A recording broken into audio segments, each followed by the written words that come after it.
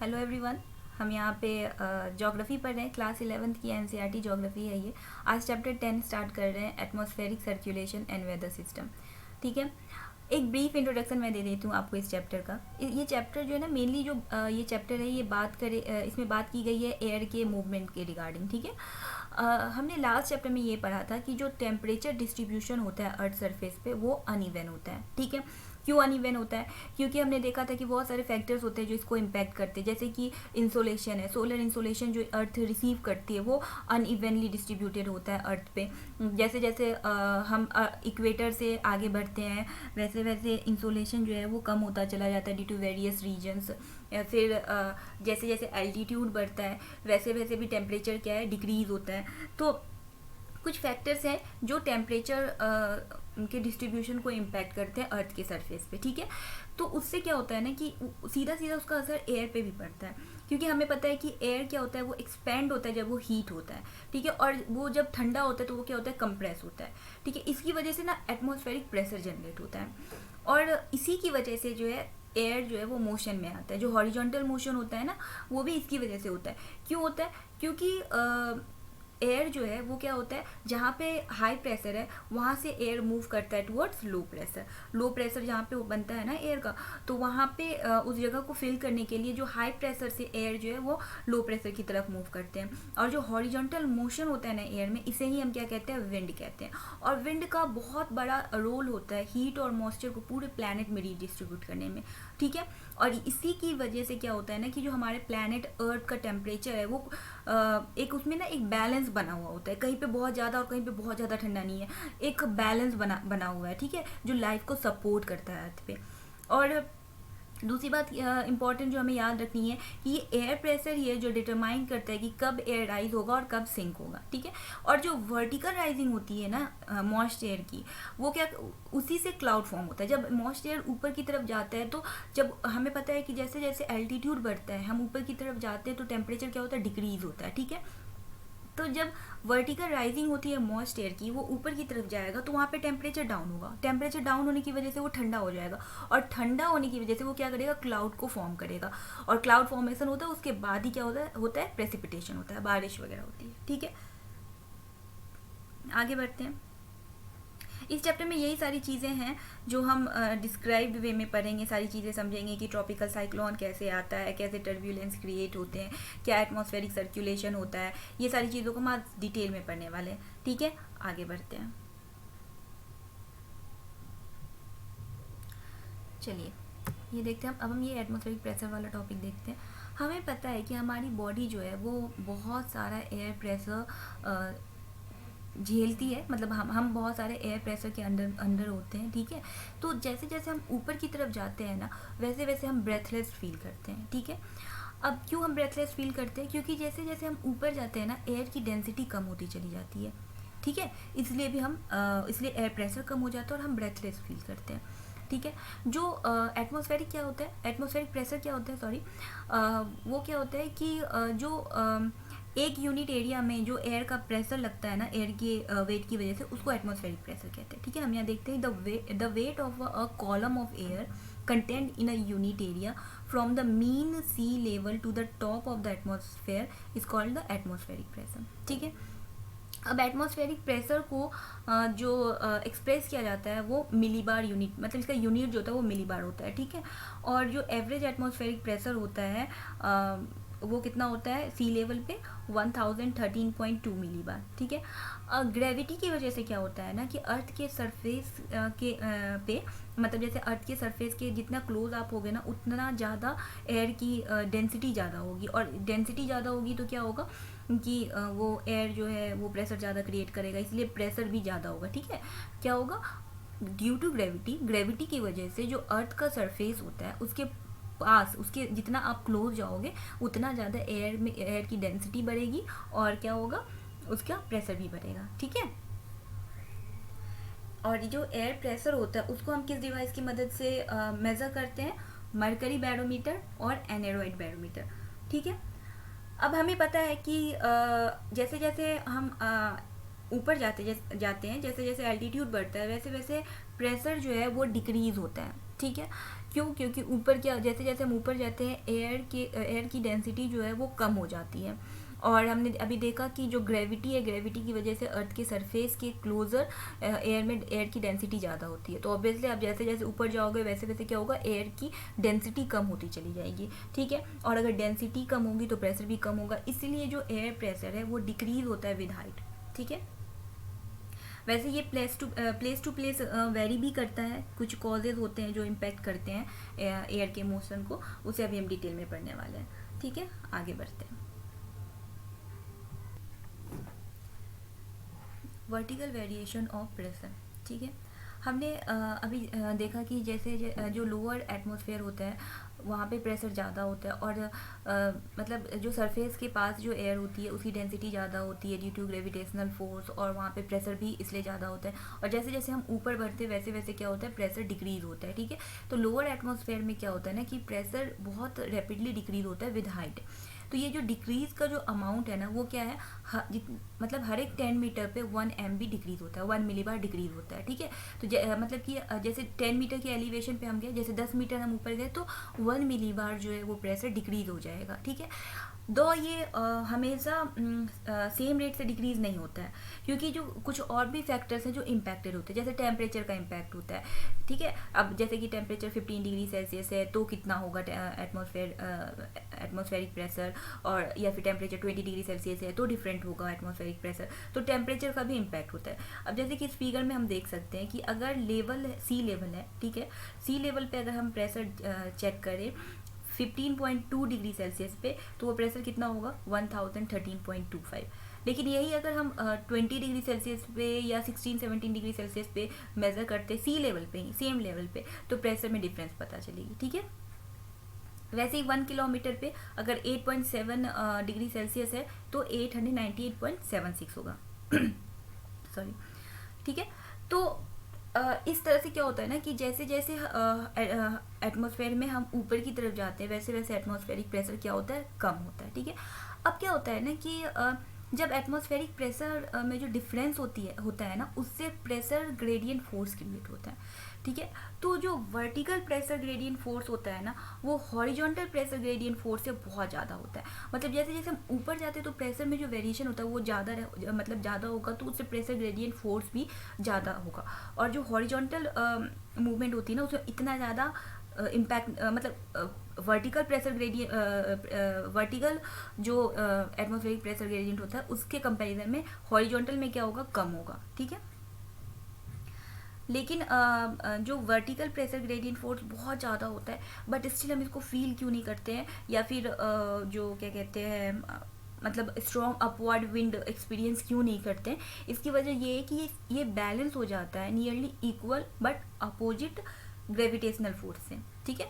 जितना ज़्यादा ऊपर से मतलब जिस अमाउंट में ऊपर से वर्टिकल प्रेशर ग्रेडियंट फोर्स लग रहा है ना, उतने ही अमाउंट में नीचे से ग्रेविटेशनल फोर्स लग रहा है, ठीक है। उसकी वजह से क्या होता है ना कि ये जो फोर्स है वो मतलब कि बैलेंस हो जाता है, ठीक है। और इसलिए जो हम क्या एक्सपीरियंस नहीं करते, स्ट्रॉन्ग अपवर्ड विंड एक्सपीरियंस नहीं करते, ठीक है। आगे बढ़ते हैं। अब हम पढ़ेंगे हॉरिजॉन्टल डिस्ट्रीब्यूशन ऑफ प्रेशर। अगर छोटा सा भी डिफरेंस हो जाए ना प्रेशर में तो वो बहुत ज़्यादा सिग्निफिकेंट हो जाता है विंड के डायरेक्शन में और वेलोसिटी में, ठीक है। क्योंकि थोड़ा सा भी अगर डिफरेंस होगा ना, कहीं पे भी लो प्रेशर अगर जनरेट होता है तो हाई प्रेशर से विंड उस डायरेक्शन में बहने लगेगी, ठीक है। तो इसलिए अगर थोड़ा सा भी डिफरेंस होता है प्रेशर में तो ये बहुत ही इंपॉर्टेंट हो जाता है विंड के डायरेक्शन के लिए, ठीक है। अब जो हॉरिजॉन्टल डिस्ट्रीब्यूशन होता है प्रेशर का, इसको हम किस चीज़ से स्टडी करते हैं, इसे हम आइसोबार बना के एट कांस्टेंट लेवल आइसोबार बना करके हम स्टडी करते हैं, ठीक है। एक कांस्टेंट लेवल ले लिया हमने और उसके हिसाब से हमने मेज़र किया कि कहाँ पे प्रेशर कितना होगा एयर का, और जहाँ पे इक्वल प्रेशर्स होंगे ना जिन जिन जगहों पे, वहाँ पे हम लाइन क्या करते हैं, कनेक्ट करते हैं। जैसे हम isobars are lines connecting places having equal pressure, जिन जिन जगहों पे इक्वल प्रेशर होगा आइसोबार्स की लाइन उन प्लेस से एक प्लेस से दूसरी प्लेस तक क्या होगी, कनेक्ट की जाएगी। और हमने लास्ट क्लास में पढ़ा था आइसोथर्म्स। आइसोथर्म्स में क्या होता है, टेम्परेचर का होता है, ठीक है। मतलब दो अलग अलग प्लेसेस में अगर टेम्परेचर इक्वल है तो लाइन जो है एक प्लेस से दूसरे प्लेस तक कनेक्ट की जाती है, ठीक है। अब ये देखिए यहाँ पे बना हुआ है ये जो लाइनिंग आपको दिख रही है वो क्या है, आइसोबार्स है, ठीक है। अब जो यहाँ पे लो प्रेशर है, ठीक है, तो लो प्रेशर में आप देख रहे हो जैसे एक लाइन है, उसके बाहर भी दूसरी लाइन है, फिर तीसरी लाइन भी है, तो जो जो जितनी अंदर लाइन होती है ना वहाँ पे क्या होता है, लो प्रेशर उतना ज़्यादा होगा, ठीक है। अब यहाँ पे देखो 1014 है लो प्रेशर, और मतलब प्रेशर है 1014 MB प्रेशर है, और जैसे जैसे हम आगे बढ़ रहे हैं वो क्या हो रहा है, प्रेशर बढ़ रहा है 1016 1018, तो जैसे जैसे आप अंदर की तरफ जाओगे ना प्रेशर और कम होगा, और जो हाई प्रेशर वाली लाइन होगी उसमें भी आप जैसे जैसे अंदर की तरफ जाओगे वैसे वैसे क्या होगा, हाई प्रेशर और ज़्यादा होगा, ठीक है, जो सर्कल्स होते हैं उसमें। अब क्या होता है कि मान लीजिए कि दो प्लेसेस के बीच में एलिवेशन है, मतलब माउंटेन है, ठीक है, तो हम क्या करते हैं ना उसमें मतलब जब वहाँ का एटमॉस्फेरिक प्रेशर कैलकुलेट किया जाता है ना, तो क्या किया जाता है, उसके मतलब एल्टीट्यूड के इफेक्ट को एलिमिनेट कर दिया जाता है, ठीक है। मतलब कि अगर जैसे मान लो कि इतना मतलब कि हम मान लेते हैं कि 8000 किलोमीटर की हाइट है वहाँ पे, तो वहाँ पे जो प्रेशर है तो उसको अगर हम सी लेवल पे ला करके कैलकुलेट करेंगे कि अगर सी लेवल होता है यहाँ पे तो कितना होता, उस हिसाब से फिर हम आइसोबार्स को कनेक्ट करते हैं, ठीक है। आगे बढ़ते हैं, हम यहाँ देखेंगे अभी, हम मान लेते हैं कि ये अर्थ है, ठीक है, थोड़ा सर्कल अजीब सा बनेगा, ठीक है, इसे हम अर्थ मान लेते हैं। अब जब अर्थ रोटेट करता है ना तो उसके रोटेशन की वजह से कोरियोलिस फोर्स जनरेट होता है, ठीक है। क्या जनरेट होता है, कोरियोलिस फोर्स, ठीक है। जब अर्थ अपने एक्सिस पे रोटेट करता है तो उसकी वजह से ये फोर्स जनरेट होता है, ठीक है। एक फ्रेंच फिजिसिस्ट थे, उन्होंने इसे डिस्क्राइब किया था 1844 में, 1844 में, ठीक है। ये क्या कहता है ना कि मान लेते हैं हम कि ये इक्वेटर है, तो ये कहता है कि जब जो नर्दर्न हेमिस्फीयर होता है ना, ये नर्दर्न हेमिस्फीयर है, ये सदर्न हेमिस्फीयर है, तो ये कहता है कि जो नर्दर्न हेमिस्फीयर है उसमें एयर जो है वो राइट की तरफ डिफ्लेक्ट होता है, ठीक है, और सदर्न हेमिस्फीयर में क्या होता है, ये लेफ्ट की तरफ डिफ्लेक्ट होता है। अब ये क्या है भाई, ठीक है, तो इसे हम देखते हैं अच्छे से कि ये होता कैसे है डिफ्लेक्ट। ये इक्वेटर है अर्थ का, ठीक है, 0 डिग्री। यहाँ पे क्या होता है ना, लो प्रेशर होता है, ठीक है, इसे इक्वेटोरियल लो या डोलड्रम्स कहते हैं। क्या कहते हैं, डोलड्रम्स। थोड़ा ना इसमें लिखने में प्रॉब्लम होती है, उतने अच्छे से नहीं हो पाती, ठीक है, इसे डोलड्रम्स कहते हैं। यहाँ पे ये 30 डिग्री नॉर्थ है, ठीक है, 30 डिग्री नॉर्थ, और ऑब्वियसली यहाँ पे 30 डिग्री साउथ होगा। यहाँ पे क्या होगा, 60 डिग्री नॉर्थ, और इधर है 60 डिग्री साउथ, ठीक है। अब क्या है, यहाँ पे क्या है भाई, लो प्रेशर है, ठीक है, यहाँ पे क्या है, हाई प्रेशर है, इसको हम हाई प्रेशर कहते हैं, ठीक है। तो यहाँ पे जो हाई प्रेशर है इसे हम क्या कहते हैं, सब ट्रॉपिकल हाई कहते हैं, या हॉर्स लैटिट्यूड भी कहते हैं, ठीक है, ये भी सेम वही चीज़ है। और यहाँ पे क्या है, ये सब पोलर लो है, ठीक है, और ये तो यहाँ पे पोल्स है 90 डिग्री, ठीक है। अब हमें पता है कि एयर जो है वो लो प्रेशर से हाई प्रेशर से लो प्रेशर की तरफ मूव करता है। अब अगर यहाँ पे लो प्रेशर है और यहाँ पे हाई प्रेशर है तो एयर इधर से इधर की तरफ मूव करेगा, लेकिन कोरियोलिस फोर्स की वजह से क्या होता है, हमने क्या पढ़ा कि नर्दर्न हेमिस्फीयर में वो राइट की तरफ बेंड हो जाता है जो एयर होता है, ठीक है। अब वो हमें कैसे पता चलता है, अब मान लो कि हम यहाँ खड़े हैं, ठीक है, लेकिन हमने इधर फेस किया हुआ है, ठीक है, तो हमारा लेफ्ट राइट किधर होगा, अगर हमने इधर फेस किया हुआ है तो हमारा इधर क्या होगा, राइट होगा, और इधर क्या होगा, लेफ्ट होगा, ठीक है। तो अब हवा अगर इधर से आ रही है तो नर्दर्न हेमिस्फीयर में अगर हवा इधर से आ रही है तो नर्दर्न हेमिस्फीयर में उसको क्या करना है, उसको राइट की तरफ बेंड करना है, तो हवा क्या हो जाएगी, ऐसे बेंड हो जाएगी, क्योंकि राइट क्या है, इधर है, क्योंकि हवा उधर से आ रही है ना, इसीलिए हम इधर की तरफ, इधर से हवा मतलब हवा इधर से इधर आ रही है, इसीलिए हम इधर फेस करके इसको मेंशन कर, तो ये इधर राइट की तरफ बेंड हो गई। अब अगर ये राइट की तरफ बेंड हो गई तो इधर क्या है, इधर वेस्ट है और इधर ईस्ट है, तो ये जब इधर, तो ये क्या देखने से क्या लग रहा है कि ये ईस्ट से आ रही है, इसलिए ये क्या हो गया, ये ईस्टर्ली हो गई। ठीक है, ठीक है, ये ईस्टर्ली हो गई।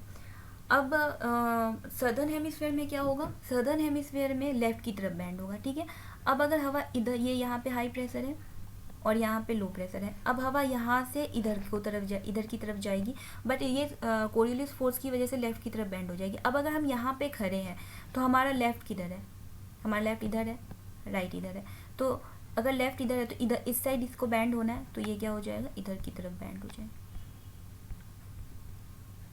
ठीक है, ये इधर की तरफ बैंड हो गई। अब ये किस साइड से आ रही है, अगेन ये ईस्ट की तरफ से आ रही है। ठीक है, क्योंकि इधर ईस्ट है, ये ईस्ट की तरफ से आ रही है वेस्ट की तरफ, तो इसको हम क्या कहते हैं, अगेन ये ईस्टर्ली है।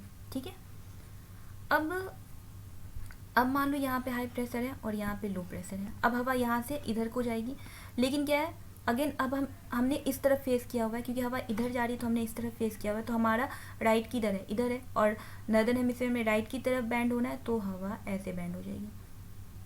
ठीक है, तो ऐसे ऐसे ऐसे, तो ये अब ऐसे बैंड हो गया, तो ये अब वेस्ट से ईस्ट की तरफ जा रहा है, तो इसे क्या कहते हैं, वेस्टर्ली कहते हैं। ठीक है, सिमिलरली यहाँ पे क्या होगा, हवा हाई प्रेशर से लो प्रेशर की तरफ आएगी इधर, लेकिन सदर्न हेमिस्फीयर में इसको लेफ्ट की तरफ बैंड होना है। अब अगर हम इधर फेस करके खड़े हैं तो हमारा लेफ्ट किधर है, हमारा लेफ्ट इधर है। ठीक है, और राइट किधर है, इधर है, तो लेफ्ट की तरफ अगर बैंड होना है हमें, तो हम कैसे बैंड होंगे, हम ऐसे होंगे, और अगर हम ऐसे होंगे तो ऐसा कैसा क्या दिख रहा है कि वेस्ट की तरफ से हवा आ रही है, तो ये फिर क्या हो गया, अगेन वेस्टर्ली, तो ईस्टर्ली वेस्टर्ली। ठीक है, ये भी क्या हो गया, ईस्टर्ली, और ये भी क्या हो गया, वेस्टर्ली हो गया। ठीक है, फिर क्या होता है, हमें पता है कि पोल पे क्या होता है ना, हाई प्रेशर होता है। ठीक है, और यहाँ पे लो प्रेशर है। अब पोल से भी हवा आएगी पोल से इस साइड फेस करके, तो अब उसको राइट की तरफ फिर बैंड होना है, तो ये फिर क्या हो जाएगा, ऐसे, और यहाँ पे अगेन क्या हो जाएगा, ईस्टर्ली। यहाँ पे क्या होगा, इसको लेफ्ट की, यहाँ पे क्या होगा, या इसको लेफ्ट की तरफ बैंड होना है, तो ये किधर बैंड हो जाएगा, इधर, और यहाँ पे सॉरी लेफ्ट की तरफ बैंड होना है तो इधर होगा ना, यहाँ, तो ये इधर बैंड होगा। एक मिनट, हम इधर से जाएंगे तो ये हमारा लेफ्ट किधर होगा, इधर होगा। ठीक है, तो ये लेफ्ट की तरफ बैंड होगा, तो ये इधर लेफ्ट की तरफ बैंड हो गया, तो यहाँ पे अगेन क्या हो गया, ईस्टर्ली। समझ में आ गया, एक बार फिर से देखते हैं। ये क्या है हमारा इक्वेटर, 0 डिग्री डोलड्रम। यहाँ पे क्या हो जाता है, क्या होता है, यहाँ पे हाई प्रेशर होता है, सब ट्रॉपिकल हाई या हॉर्स लैटिट्यूड कहते हैं। यहाँ पे भी सब ट्रॉपिकल हाई या हॉर्स लैटिट्यूड 30 डिग्री पे। 60 डिग्री पे क्या होता है, सब पोलर लो होता है। ठीक है, और 60 डिग्री नॉर्थ पे सब polar low, and 60 degree south पे भी सब पोलर लो, और 90 डिग्री पे क्या होता है, पोलर हाई। ठीक है, अब क्या हो रहा है कि नॉर्दर्न हेमिस्फीयर में कोरियोलिस फोर्स की वजह से हवा जो है वो राइट की तरफ बैंड होगी, तो जब हवा 30 डिग्री से 0 डिग्री की तरफ आएगी नॉर्दर्न हेमिस्फीयर में, तो ये वेस्ट की तरफ बैंड होंगी, और सिंस ये ईस्ट की तरफ से आएंगी इसलिए यहाँ पे क्या हो जाएगा, ईस्टर्ली हो जाएगा।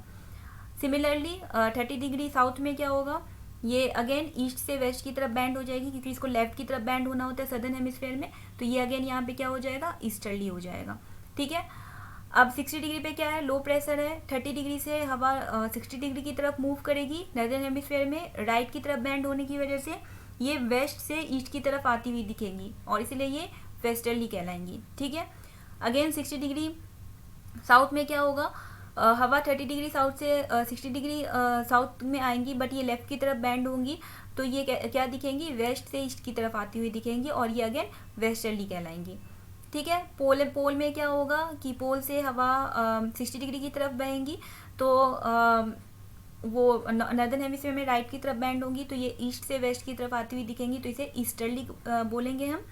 अगेन ये सिमिलरली सदर्न हेमिस्फेयर में भी जब ये 90 डिग्री टू 60 डिग्री की तरफ मूव करेंगी और लेफ्ट की तरफ बेंड होगी तो ये ईस्ट से वेस्ट की तरफ जाती हुई दिखेंगी, और इसे अगेन इसे हम यहाँ पे क्या कहेंगे, ईस्टर्ली कहेंगे। ठीक है। अब ये जो प्रेशर बेल्ट्स है ना, ये परमानेंट नहीं है, क्योंकि ये ना सन के मूवमेंट का इन पे इम्पैक्ट पड़ता है। क्या होता है, नॉर्दर्न हेमिस्फीयर में ये प्रेशर बेल्ट्स गर्मियों में थोड़ा नॉर्थवर्ड शिफ्ट हो जाते हैं और विंटर में ये थोड़ा साउथवर्ड शिफ्ट हो जाते हैं। ठीक है। ये जो इम्पैक्ट है ना, जब हम ITCZ वाला टॉपिक पढ़ेंगे तो उसमें हम और क्लियर से ये जो टॉपिक है हमारा और क्लियर हो जाएगा। अब ये जो कोरियोलिस फोर्स है ना, ये लैटिट्यूड एंगल ऑफ लैटिट्यूड से डायरेक्टली प्रोपोर्शनल होता है। मतलब जैसे जैसे एंगल ऑफ लैटिट्यूड बढ़ता है ना, कोरियोलिस फोर्स और ज़्यादा बढ़ता है। इसलिए ये इक्वेटर पे क्या होता है, कोरियोलिस फोर्स एब्सेंट होता है। ठीक है, क्योंकि यहाँ पे 0 डिग्री है लैटिट्यूड। और जैसे जैसे हम पोलवर्ड बढ़ते हैं ना, हमारा कोरियोलिस फोर्स भी जो है वो भी बढ़ता चला जाता है। ठीक है। देखो अब कोरियोलिस फोर्स जो होता है ना, वो क्या होता है, वो परपेंडिकुलर होता है प्रेशर ग्रेडियंट फोर्स के। ठीक है। और प्रेशर ग्रेडियंट फोर्स जो होता है ना, वो परपेंडिकुलर होता है आइसोबार्स के। ठीक है। प्रेशर ग्रेडियंट फोर्स क्या होता है, प्रेशर में जो डिफरेंस होता है उसे प्रेशर ग्रेडियंट फोर्स कहते हैं। आइसोबार क्या होता है, जो दो जगहों पे अगर इक्वल प्रेशर है तो जिस लाइन एक प्लेस को दूसरे प्लेस से जो लाइन से कनेक्ट करते हैं उसे आइसोबार कहते हैं। ठीक है। और कोरियोलिस फोर्स क्या होता है, अर्थ के रोटेशन की वजह से जनरेट होता है। ठीक है। तो कोरियोलिस फोर्स परपेंडिकुलर होता है प्रेशर ग्रेडियंट फोर्स के, और प्रेशर ग्रेडियंट फोर्स जो होता है वो आइसोबार के परपेंडिकुलर होता है। ठीक है। और यही वजह है कि जितना ज़्यादा प्रेशर ग्रेडियंट फोर्स होगा ना, उतना ही ज़्यादा हवा की वेलोसिटी ज़्यादा होगी। ठीक है। अब देखो हमें तो पता है ना कि हाई प्रेशर से लो प्रेशर की तरफ जाती है हवा, मतलब विंड जो है वो ब्लो करता है हाई प्रेशर से लो प्रेशर की तरफ। तो और प्रेशर ग्रेडियंट क्या होता है, डिफरेंस इन प्रेशर होता है की वजह से क्रिएट होता है। तो जितना ज़्यादा प्रेशर ग्रेडियंट होगा, मतलब मान लो कि हाई प्रेशर बहुत ज़्यादा है कहीं पे और लो प्रेशर बहुत कम है, तो अगर जितना कम होगा लो प्रेशर ना, उतनी स्पीड से हाई प्रेशर से जो एयर है वो, मतलब जो विंड है वो लो प्रेशर की तरफ आएगी। तो क्या हो जाएगा ना, उसकी वजह से वेलोसिटी बहुत ज़्यादा हो जाएगा। ठीक है। और जितना ज़्यादा हवा में की वेलोसिटी होगी ना, उसमें डिफ्लेक्शन उतना ही ज़्यादा होगा। ठीक है। अब देखो, मान लेते हैं कि यहाँ पे हाई प्रेशर है। ठीक है। और यहाँ पे मान लेते हैं कि लो प्रेशर है। ठीक है। अब कोरियोलिस फोर्स क्या है, अब यहाँ पे देखो प्रेशर ग्रेडियंट क्रिएट हो रहा है ना, क्योंकि यहाँ पे हाई प्रेशर और यहाँ पे लो प्रेशर, तो प्रेशर ग्रेडियंट फोर्स क्रिएट हो रहा है। अब हवाएं एकदम स्पीड में यहाँ पे आएंगी। ठीक है, इसको भरने के लिए। लेकिन कोरियोलिस फोर्स की वजह से क्या हो जाएगा ना, डिफ्लेक्शन हो जाएगा। ठीक है। अब डिफ्लेक्शन होने की वजह से हवाएं क्या हो जाएंगी, थोड़ी सी डिफ्लेक्ट हो जाएंगी। डिफ्लेक्ट हो जाने की वजह से क्या होता है ना, हवाएं इसके अराउंड बहने लगेंगी। और इसको हवाओं को तो इसे फिल करना है ना, तो ये इसके अराउंड ऐसे बह करके आएंगे और इसे फिल करने की कोशिश करेंगे, और इसकी वजह से क्या होगा ना, ट्रॉपिकल साइक्लोन्स क्रिएट होंगे। ठीक है। लेकिन इक्वेटर पे क्या होता है ना, कोरियोलिस फोर्स 0 है। ठीक है। अब कोरियोलिस फोर्स 0 है तो डिफ्लेक्शन नहीं होगा, तो हाई प्रेशर से जो लो प्रेशर की तरफ हवाएं आएंगी ना, वो ज़्यादा इंटेंसिफाइड नहीं होंगी। और यही वजह है कि जो इक्वेटर होता है ना, उस पर ट्रॉपिकल साइक्लोन्स फॉर्म नहीं होते हैं। ठीक है। क्लियर है सब कुछ। मैंने ना आपको ये टॉपिक बहुत अच्छे से क्लियर करने की कोशिश की है, लेकिन अगर मतलब कोई भी चीज़ है ना जो आपको यहाँ पे समझ में नहीं आई, तो आप मुझे कमेंट सेक्शन में पूछ लेना, मैं आपके सारे डाउट्स वहाँ पे क्लियर कर दूँगी। ठीक है। तो इस तरह से हमने क्या देखा, हमने देखा कि कोरियोलिस फोर्स का कैसे इम्पैक्ट होता है विंड के डायरेक्शन और वेलोसिटी में। ठीक है। आई होप कि आपको ये मतलब कि टॉपिक जो है बहुत अच्छे से क्लियर हो गया। आगे बढ़ते हैं। जो फैक्टर्स होते हैं ना, जो विंड के वेलोसिटी या डायरेक्शन को इम्पैक्ट करते हैं, ये क्या है, इसमें पहला तो है pressure gradient force. Pressure gradient force तो जैसे मैंने आपको बता ही दिया ना, कि जैसे मान लो कि यहाँ पे हाई प्रेशर है और यहाँ पे क्या है, लो प्रेशर है, तो एयर जो है यहाँ पे आएगा हाई प्रेशर से लो प्रेशर को फील करने के लिए। लेकिन अगर प्रेशर ग्रेडियंट फोर्स बहुत ज़्यादा है, मान लो यहाँ पे बहुत ज़्यादा हाई प्रेशर क्रिएट हो गया और यहाँ पे एकदम ही लो प्रेशर क्रिएट हो गया, तो एयर की वेलोसिटी बहुत तेज़ हो जाएगी। ठीक है। और मतलब ये थोड़ा इंटेंसीफाई होकर के आएगा। तो इस तरह से क्या होता है ना, कि प्रेशर ग्रेडियंट फोर्स जो होता है वो इम्पैक्ट करता है एयर के डायरेक्शन में भी, क्योंकि डायरेक्शन क्या है, हाई प्रेशर से लो प्रेशर की तरफ है, तो डायरेक्शन में इम्पैक्ट कर रहा है और वेलोसिटी में भी इम्पैक्ट कर रहा है। ठीक है। दूसरा जो फैक्टर है मतलब दो फैक्टर हमने देख लिया, कोरियोलिस फोर्स वाला फैक्टर देख लिया और प्रेशर ग्रेडियंट फोर्स वाला फैक्टर देख लिया। अब जो थर्ड फैक्टर है वो क्या है, वो है फ्रिक्शनल फोर्स। अब फ्रिक्शनल फोर्स कैसे वर्क करता है ये देखते हैं। जो फ्रिक्शनल फोर्स है वो कैसे इम्पेक्ट करता है, हम मान लेते हैं कि अर्थ सरफेस है, ठीक है। तो अर्थ सरफेस से जितना पास होगा ना एयर में फ्रिक्शन उतना ज़्यादा होगा, ठीक है। और ये फ्रिक्शन जो है 1 to 3 किलोमीटर, मान लो ये 3 किलोमीटर है तो 1 to 3 किलोमीटर में ये ज़्यादा होता है, ठीक है, इसका इन्फ्लुएंस ज़्यादा होता है। और अगर सी है तो सी के ऊपर जो है सी के ऊपर जिससे फ्रिक्शन जो होता है वो बहुत कम, मतलब मिनिमल होता है वहाँ पे, ठीक है। तो ये हमने देखा कि 1 to 3 किलोमीटर तक इसका इम्पैक्ट होता है फ्रिक्शन का। तो जब यहाँ पे मतलब फ्रिक्शन होता है तो उसकी वजह से विंड की वेलोसिटी जो है वो इम्पैक्टेड होती है, ठीक है। और हमें क्या याद रखना है कि जो सी सरफेस है वहाँ पे जो फ्रिक्शन होता है वो मिनिमल होता है, और अर्थ के सरफेस मतलब जो लैंड होता है जहाँ पे, वहाँ पे अगर होता भी है फ्रिक्शन तो 1 to 3 किलोमीटर तक ही होता है इसका इम्पैक्ट, ठीक है। आगे बढ़ते हैं। अब देखो, हमें पता है कि जो वेलोसिटी और डायरेक्शन ऑफ विंड होता है वो क्या होता है, वो विंड जनरेटिंग फोर्स का नेट रिजल्ट होता है। मतलब विंड जनरेटिंग फोर्स क्या है, pressure gradient force. High pressure है तो वहाँ से लो प्रेशर की तरफ हवाएं जनरेट हो रही हैं, बह रही हैं, मतलब एयर में मोशन आता है तो विंड जनरेट होता है, और हाई प्रेशर से लो प्रेशर की तरफ जाता है तो जो प्रेशर ग्रेडियंट फोर्स होते हैं ना वो विंड जनरेटिंग फोर्स होते हैं। तो इसी का नेट रिजल्ट क्या होता है, velocity and direction of wind. ये तो हमने बहुत अच्छे से समझ लिया, ठीक है। और हमने ये भी समझ लिया है कि जो फ्रिक्शनल फोर्स होते हैं वो 3 किलोमीटर तक ही होते हैं, मतलब जो नियर सरफेस के नियर तो ज़्यादा इम्पैक्ट होता है, और अप टू 3 किलोमीटर इम्पैक्ट होता है, जो वैसे जनरली 2 to 3 किलोमीटर के में उतना ज़्यादा इम्पैक्ट नहीं होता है, ठीक है।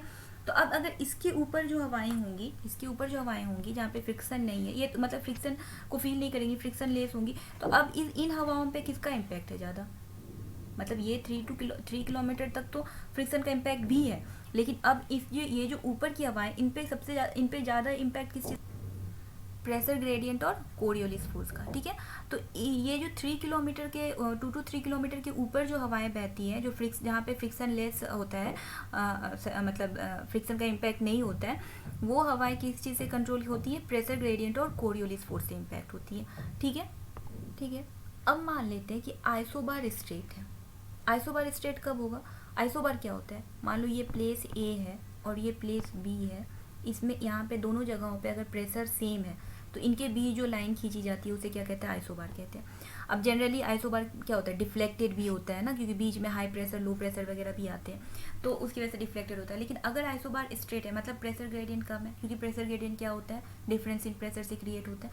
तो अगर आइसोबार स्ट्रेट तो क्या होता है, कि प्रेशर ग्रेडियंट क्या होता है, कम, मतलब कम होता है या मिनिमल होता है, या नेग्लिजिबल भी कह सकते हो सकता है, ठीक है। तो अब आइसोबार तो स्ट्रेट है और सरफेस जो है यहाँ पे फ्रिक्शन भी नहीं है, हम मान लेते हैं कि ये 3 किलोमीटर के ऊपर का सरफेस है, ठीक है। तो अब यहाँ पे फ्रिक्शन भी नहीं है, आइसोबार भी स्ट्रेट है। तो इस केस में क्या होता है ना कि जो कोरियोलिस फोर्स है ना वो प्रेशर ग्रेडियंट को बैलेंस कर देते हैं, और जब कोरियोलिस फोर्स और प्रेशर ग्रेडियंट दोनों बैलेंस हो जाते हैं ना तो हवाएं क्या होती है, डिफ्लेक्शन नहीं हो पाता और हवाएं ऐसे स्ट्रेट बहेंगी पैरेलल टू आइसोबार, ठीक है। हवाएं ऐसे स्ट्रेट बहने लगती है पैरेलल टू आइसोबार, ठीक है। और ये जो विंड है ना जो पैरेलल बह रही है आइसोबार के, इसे क्या कहते हैं, इसे कहते हैं जियोस्ट्रॉफिक विंड। क्लियर है, ठीक है। मतलब जियोस्ट्रॉफिक विंड कब मतलब कब जनरेट होती है, जब आइसोबार हमारा स्ट्रेट है, फ्रिक्शन नहीं है, ठीक है। तो क्या हो रहा है, कोरियोलिस फोर्स और प्रेशर ग्रेडियंट फोर्स क्या हो जा रहा है, बैलेंस हो जा रहा है, और उसकी वजह से हवाएं क्या हो रही हैं, पैरेलल बह रही है हमारे आइसोबार के। और इन हवाओं को क्या कहते हैं, इन हवाओं को हम कहते हैं जियोस्ट्रॉफिक विंड। क्लियर है, आगे बढ़ते हैं। देखिए, तो जो विंड का जो सर्कुलेशन होता है ना, अगर लो प्रेशर के अराउंड विंड का सर्कुलेशन होगा ना तो उसे साइक्लोनिक सर्कुलेशन कहते हैं, ठीक है। विंड का सर्कुलेशन क्यों होता है, कोरियोलिस फोर्स की वजह से होता है, ठीक है। क्योंकि विंड के डायरेक्शन में क्या होता है, डिफ्लेक्शन क्रिएट होता है कोरियोलिस फोर्स की वजह से। और तो जब एयर डिफ्लेक्ट होकर के सर्कुलेट करेंगी ना, तो जब विंड मतलब डिफ्लेक्ट होकर के सर्कुलेट करेगी ना, तो जब अगर लो प्रेशर की चारों तरफ सर्कुलेशन हो रहा है तो उसे हम साइक्लोनिक सर्कुलेशन कहते हैं। लेकिन हाई प्रेशर की चारों तरफ जब सर्कुलेशन होता है ना तो उसे हम क्या कहते हैं, एंटी साइक्लोनिक सर्कुलेशन कहते हैं, ठीक है। बट हमने देखा कि जो डायरेक्शन ऑफ विंड है, ठीक है, वो लोकेशन के हिसाब से और हेमिस्फेयर के हिसाब से चेंज होता है। हमने देखा था कैसे कि नॉर्दर्न हेमिस्फेयर में कोरियोलिस फोर्स की वजह से जब हाई प्रेशर से लो प्रेशर की तरफ विंड ब्लो कर रहा था, तो वो क्या हो रहा था, राइट की तरफ टिल्ट हो जा रहा था, मतलब राइट की तरफ वो डिफ्लेक्ट हो जा रहा था। और तो उसकी वजह से कभी वो ईस्टर्ली कभी वो वेस्टर्ली फॉर्म, मतलब हवाएं क्रिएट हो रही थी अलग अलग हेमिस्फेयर में। सिमिलरली सदर्न हेमिस्फेयर में क्या हो रहा था कि वो लेफ्ट की तरफ बैंड हो रहा था, और लेफ्ट की तरफ बैंड होने की वजह से क्या हो रहा था, कभी ईस्टर्ली कभी वेस्टर्ली फॉर्म हो रहा था, ठीक है। तो इसी तरह से जो साइक्लोनिक कंडीशंस होते हैं ना, वो भी फॉर्म होते हैं, ठीक है। अब क्या होता है ना कि अगर हम नॉर्दर्न हेमिस्फेयर में हैं, ठीक है, और लो प्रेशर है, नॉर्दर्न हेमिस्फेयर में अगर लो प्रेशर है, ठीक है, मतलब साइक्लोनिक कंडीशन है, साइक्लोन है, और सॉरी साइक्लोन है, और अगर लो प्रेशर है नॉर्दर्न हेमिस्फेयर में, तो क्या होगा, वो एंटी क्लॉकवाइज होगा, मतलब उसमें जो सर्कुलेशन होगी वो एंटी क्लॉकवाइज होगी नॉर्दर्न हेमिस्फेयर में, ठीक है। नॉर्दर्न हेमिस्फेयर में जब लो प्रेशर के अराउंड एयर सर्कुलेशन होगा, मतलब साइक्लोन होगा, तो वो क्या होगा, एंटी क्लॉकवाइज उसका डायरेक्शन होगा। और अगर सदर्न हेमिस्फेयर में होगा तो क्या होगा, क्लॉकवाइज होगा। और जब एंटी साइक्लोन आएगा, मतलब जब हाई प्रेशर के अराउंड जब एयर सर्कुलेट करेंगी, और अगर ये नॉर्दर्न हेमिस्फेयर में है तो क्या होगा, ये क्लॉकवाइज होगा, और अगर ये सदर्न हेमिस्फेयर में है तो क्या होगा, ये एंटी क्लॉकवाइज होगा, ठीक है। इससे हमने देखा ही था हमने कि नॉर्दर्न हेमिस्फेयर और सदर्न हेमिस्फेयर में कोरियोलिस फोर्स के इम्पैक्ट की वजह से कैसे वो मतलब बेंड हो रही थी एयर का डायरेक्शन कैसे बेंड हो रहा था, उसी की वजह से ये क्रिएट होता है, ठीक है। आगे बढ़ते हैं। देखो हमने देखा था कि ये अर्थ है, मान लेते हैं, ठीक है, ये इक्वेटर है, यहाँ पे क्या है, लो प्रेशर है, यहाँ पे हाई, अगेन लो, अगेन हाई, ठीक है, हम नॉर्दर्न हेमिस्फेयर की बात कर रहे हैं। और यहाँ पे सदर्न हेमिस्फेयर में यहाँ पे हाई, अगेन लो, अगेन हाई, ठीक है। हमने क्या पढ़ा था कि इक्वेटर पे कोरियोलिस फोर्स एब्सेंट होता है। कोरियोलिस फोर्स एब्सेंट होगा तो जो एयर है, जो विंड आएगा उसमें क्या होगा, वो उसमें वो बेंड नहीं होगा, ठीक है, तो इसलिए यहाँ पे साइक्लोन क्रिएट नहीं होता है, ठीक है। तो यहाँ पे नहीं देखते। अब हम कहाँ पे देखेंगे, हम ऊपर की लैटिट्यूड। अब यहाँ पे तो ये क्या है, सब ट्रॉपिकल हाई है, ये सब पोलर लो है, सब पोलर लो, और ये पोलर हाई है, ठीक है। सॉरी ये इतना ना क्लियरली नहीं हो पा रहा है, ठीक है। तो मतलब मेनली हमें ये देखना है कि ये क्या है, लो प्रेशर है, यहाँ पे लो प्रेशर है। अब हमने देखा था कि यहाँ से जब 30 डिग्री से 60 डिग्री के टूवर्ड्स जब विंड ब्लो हो रहा था, तो वो ऐसे ब्लो हो रहा था ना, हाई प्रेशर से लो प्रेशर की तरफ। और यहाँ पे जब 90 डिग्री टूवर्ड 60 डिग्री जब विंड ब्लो हो रहा था, तो वो कैसे ब्लो हो रहा था, हाई प्रेशर ऐसे ब्लो हो रहा था, ठीक है। अब ये नॉर्दर्न हेमिस्फीयर है। अब मैं इसका ना कंटेक्स्ट आपको यहाँ पे दिखाती हूँ। अब क्या हो रहा है ना, यहाँ पे लो प्रेशर है, इधर से हवा जा रही है 30 डिग्री से 60 डिग्री की टुवर्ड्स, ठीक है, हवाएं ऐसे जा रही है। और 90 से 60 डिग्री के टुवर्ड्स जब हवाएं आ रही है ना, तो ये ऐसे आ रही हैं, ठीक है। और ऐसे आके फील करते हुए एक सर्कुलर बनता है, ठीक है, और सर्कुलेशन होने लगता है। अब ये जो सर्कुलेशन हो रहा है किधर हो रहा है, नीचे से हवाएं जा रही हैं ऐसे, और ऊपर से हवाएं आ रही है इधर से। तो नीचे की हवाओं का ये हवा इधर जा रही है और ऊपर की हवाएं इधर आ रही है। ये क्या हो रहा है, एक सर्कल क्रिएट कर रहा है, ठीक है। तो इस सर्कल का डायरेक्शन किधर है, एंटी क्लॉकवाइज है ये डायरेक्शन, ठीक है। ये देख रहे हैं ना, ये इधर से इधर जा रही है। जो क्लॉक होता है, ठीक है, उसकी जो मतलब निडल होती है वो इधर से इधर की तरफ बढ़ती है ना, ऐसे बढ़ती है। और ये क्या हो रहा है, ये इधर से इधर जा रहा है, ठीक है। तो ये क्या हो गया, एंटी क्लॉकवाइज हो गया, ठीक है।